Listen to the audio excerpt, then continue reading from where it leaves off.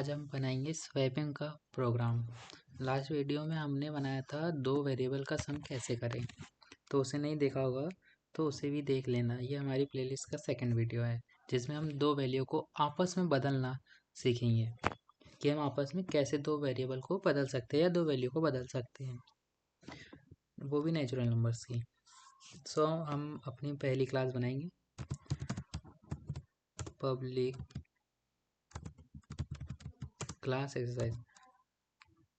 जो हमारी फाइल का नाम होगा वही हमारी क्लास का नेम होना चाहिए। Same as it is, capital हो तो कैपिटल, स्मॉल हो तो स्मॉल, क्योंकि जावा होती है केस सेंसिटिव लैंग्वेज जिसमें हमें स्मॉल और कैपिटल का ध्यान रखना पड़ता है। दोनों कैपिटल का भी अलग महत्व होता है और स्मॉल का भी अलग महत्व होता है। Just type. अब हम लिखेंगे अपनी मेथड।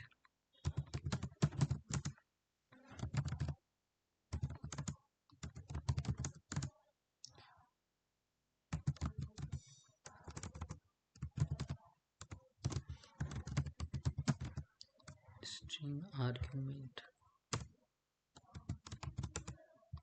जस्ट लाइक अगर हम यहाँ स्मॉल एस है इसको बड़ा एस कर देंगे तो हमको रेड दिख जाएगा। आई मीन टू से एरर, ठीक है। और यहाँ अगर हम छोटा कर दे, स्मॉल कर दे, तो ये भी एरर आ जाएगी, क्योंकि के जावा होती है केस सेंसिटिव, इसलिए हमें अपने वर्ड्स पर पूरा ध्यान देना है। ओके,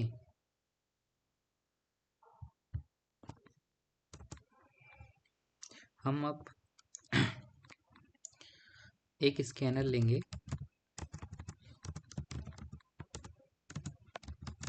जो हमारी वैल्यू को स्कैन करेगा।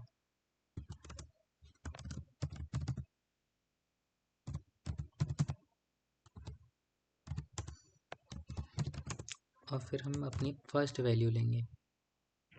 ये हमारे स्कैनर का नाम होता है, हम यहाँ इसका कुछ भी नेम लिख सकते हैं, ठीक है। और ये इसके अंदर हम लिखेंगे योर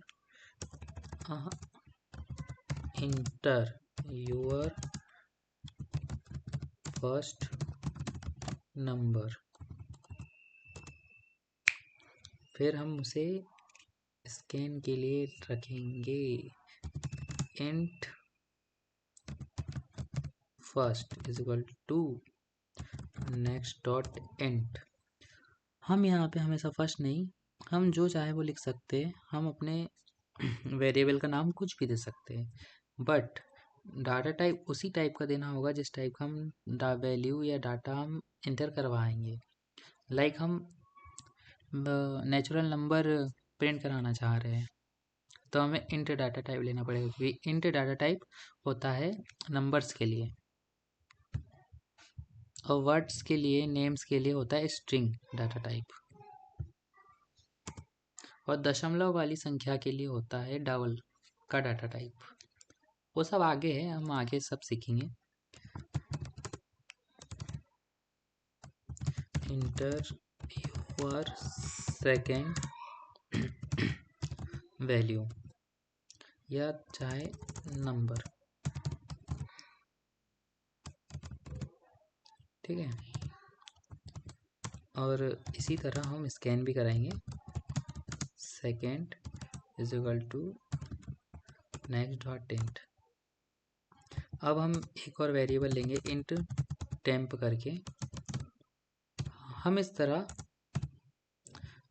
अपनी दोनों वैल्यू को भी ले सकते थे, बट वो ज़्यादा डायनेमिक नहीं लगता है, क्योंकि हमें हमेशा यूज़र से वैल्यू लेना चाहिए जिससे हमारी प्रैक्टिस भी होती है अच्छी और प्रोग्राम भी अच्छा दिखता है, क्योंकि ज़्यादातर हमें चीज़ें यूज़र से ही लेनी पड़ती है इसलिए,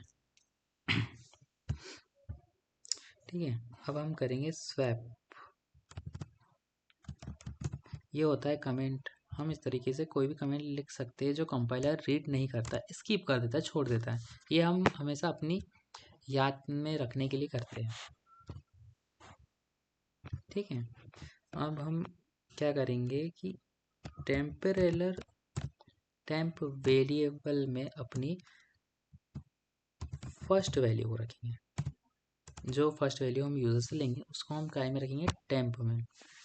और फिर हमारा फर्स्ट खाली हो जाएगा, क्योंकि जो उसकी वैल्यू रहेगी उसको हम टेम्प में रख देंगे। तो फर्स्ट में फिर अपन रखेंगे सेकंड की वैल्यू,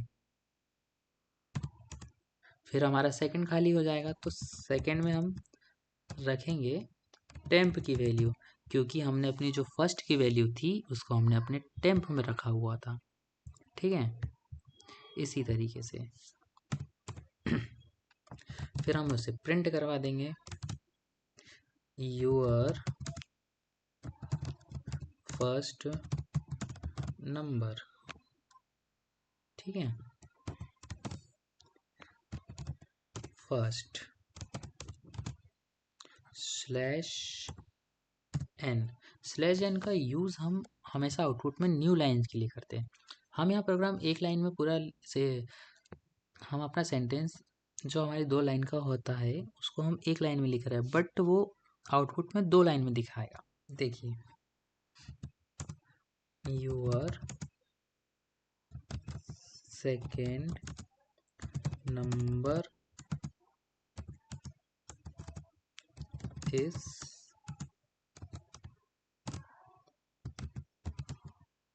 सेकेंड।